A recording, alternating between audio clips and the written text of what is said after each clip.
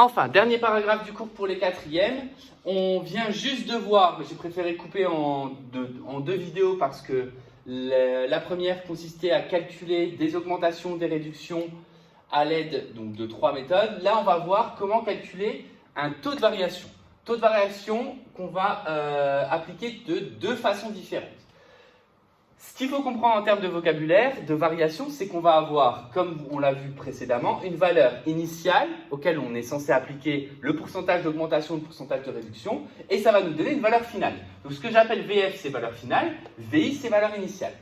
Comme à chaque fois, vous pouvez être partisan soit d'apprendre la formule, qui est là, pour calculer un taux de variation, c'est VF moins VI sur VI, ou alors vous pouvez être partisan d'essayer de mettre du sens aux choses, et là, encore une fois, le sens va prendre effet en faisant un tableau.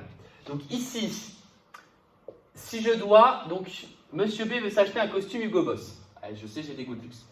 Il envoie un avec écrit l'étiquette ancien prix 200 €, prix soldé 150 €. Et il n'y a plus l'étiquette pour savoir si c'est une étiquette verte, jaune, bleue, pour savoir le montant de réduction sur cet article. Donc du coup, évidemment, qu'est-ce qu'il va faire? De tête, il va le calculer. Pour le calculer, on va donc appliquer la formule VF moins VI sur VI. Ainsi, la valeur finale, donc on peut aussi représenter ça sous forme d'un schéma. 200 € c'était non soldé, 150 € c'est soldé.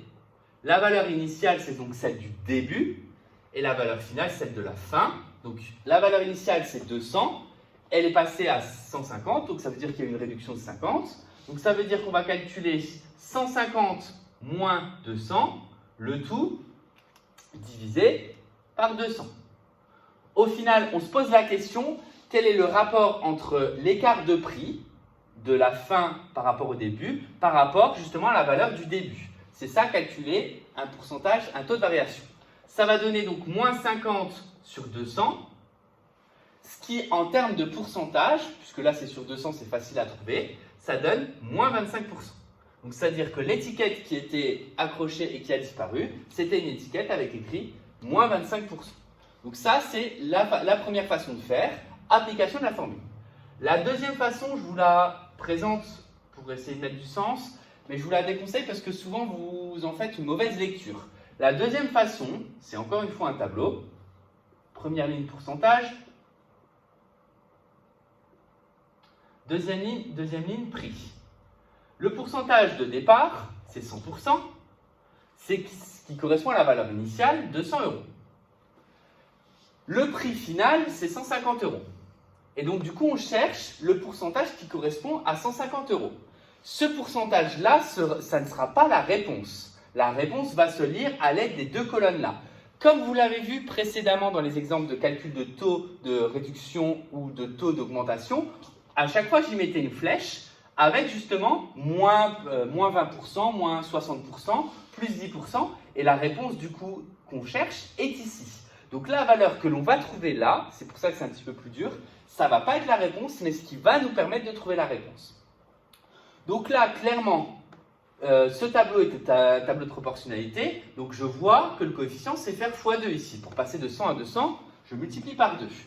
Maintenant, si vous ne le remarquez pas, un produit en croix permet de le remarquer également. Et donc, du coup, dans l'autre sens, si dans un sens je multiplie par 2, dans l'autre sens je divise par 2, ce qui me permet de trouver que la réponse ici est de 75.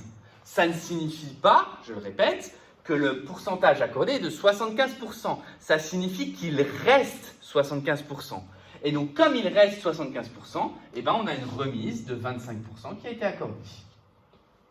Si vous voulez faire un tableau avec le pourcentage en réponse, vous pouvez faire le tableau suivant. Donc, je vous présente un deuxième tableau, mais il faut y penser. Le tableau, c'est le suivant. Donc, pourcentage prix. Mais là, ça revient quasiment à faire le calcul qu'on a fait. 100% correspond à 200 €, ça ne change pas. Et nous, pour savoir le pourcentage accordé, c'est le pourcentage qui a été enlevé. Et donc, du coup, on cherche à savoir la valeur ici, non pas 150 €, mais la valeur qui a été réduite. De combien ça a été réduit? Ça a été réduit de 50 €. Donc ça, c'est la valeur manquante. Ou la valeur ajoutée si on a une augmentation. Et si maintenant vous faites ça avec 50, et bien là, vous allez trouver, je vous laisserai faire le calcul, 25. Et donc là, la réponse se lit dans le tableau. Donc, soit vous faites quelque chose de logique avec 100% qui correspond à 200 €, 150 € qui correspond à quel pourcentage, et vous déduisez la réponse du pourcentage, l'écart qu'il y a entre 100% et la réponse que vous avez trouvée, ou alors vous faites directement l'écart et ça vous permet de trouver la réponse de cette variation. Voilà pour ce chapitre qui se termine. On va maintenant passer à pas mal d'exercices là-dessus parce que c'est généralement pas une notion très facile.